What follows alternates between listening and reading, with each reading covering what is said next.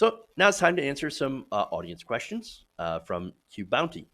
So I'm going to start out here with Anonymous, who asks me, is it possible that progressive commentators like myself are being sabotaged by big corporations like YouTube? And then goes on to say that this would be a subtle way to promote establishment candidates and establishment news media. Oh, no, look, that's kind of a good question, right? So, is it possible that we're being sabotaged by corporations?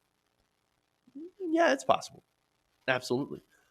So, now here's the thing, I think advertisers have the most sway on YouTube. And so this is behind Adpocalypse and all the changes that, of course, deplatform certain people and elevate other more safe sources. We already know that YouTube prioritizes establishment media. Why? Because they are considered to be safe. Now, there's of course, the crackdowns on the people like Alex Jones, and I understand that the conspiracy content and hard right wing stuff that's hateful and violent. I get that, right? I get that. So now I think some people have said, hey, look, all this stuff, this independent media, especially from the left, you can't trust that. Right and left, you can't trust any of that. And so, because that's where the bad actors are, you don't want your ads being shown on a channel of a bad actor, right? So, no, we can't have that.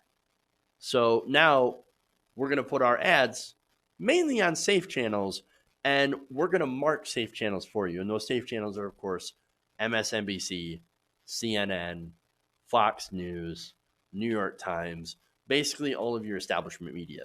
And that's who the advertisers feel the most comfortable with. And that's who YouTube feels the most comfortable with.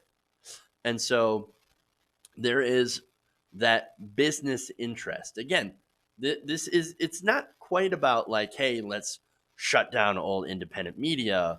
It's more of like, hey, we have our trusted sources, the ones that we know are safe, that are not going to upset our advertisers.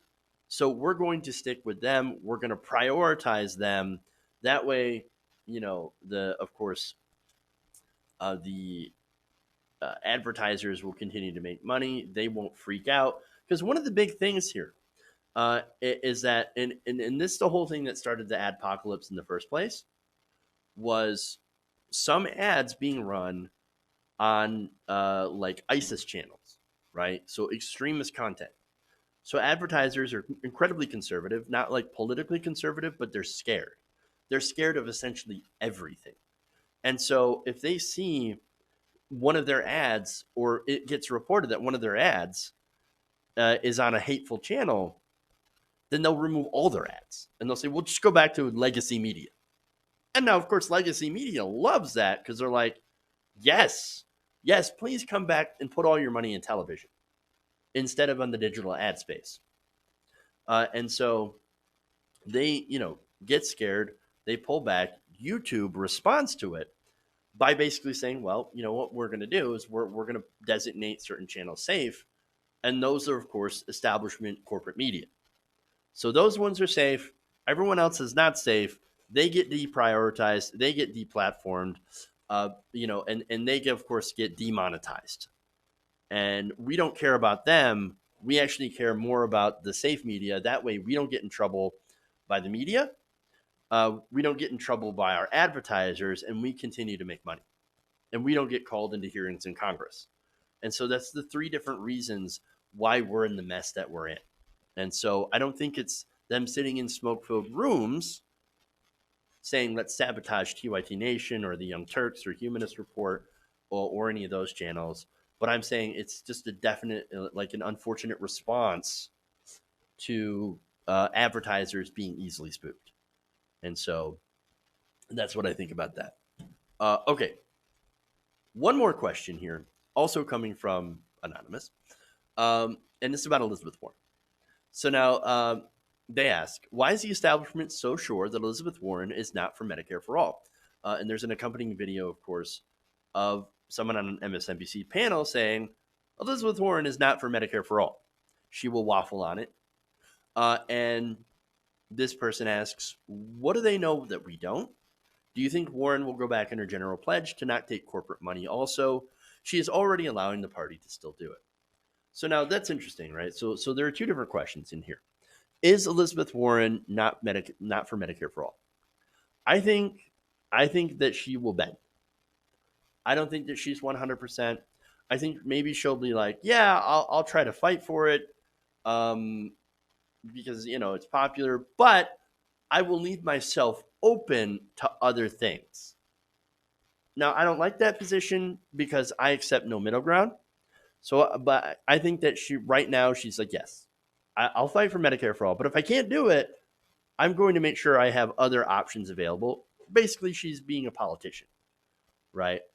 I do think that she believes it personally, that it's the best course, but I also think that she'll waffle on it and say, well, at least we can have some sort of progress. We can have something, even if it keeps private insurance.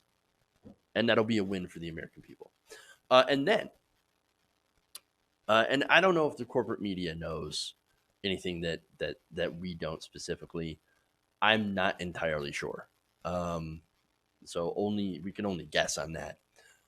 As far as going back in her pledge to take corporate money in the general, I think as long as she continues to get donations, like if she becomes the Democratic nominee, it's very likely, very possible that she will get enough money from individual donations. Again, and the reason that I say that is because right now she is actually raising a pretty decent amount of money from just individual donations and not corporate donations, right?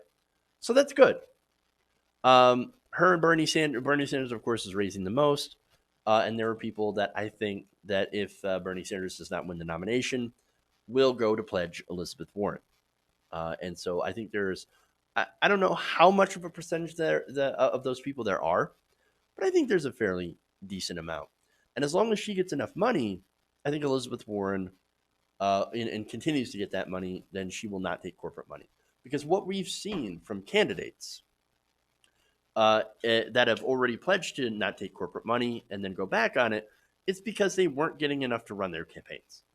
So campaign it is expensive. I understand that, we all do, but nonetheless, we don't think that you should take corporate money anyway. And so Bernie Sanders, like I said, he's been getting the most individual donations from regular people. Elizabeth Warren following, and so I think as long as she continues to get those independent donations, she will not go for corporate money. However, you do bring up a good point that she's already still allowing the party to raise money, so she's raising money on behalf of Democrats from corporate donors. It's a big red flag. I don't like that at all. And of course, we know that you raise money for the DNC recycles that back into your campaign. So that could be a backhand way, if you're a cynical person, for her to actually raise money from corporations and knowing that it's going to flow partly back into her campaign anyway. And so, that doesn't look good if that's the case.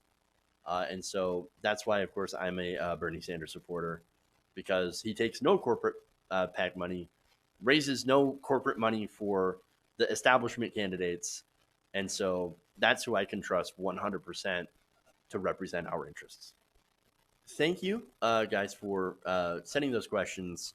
Qbonnie.com.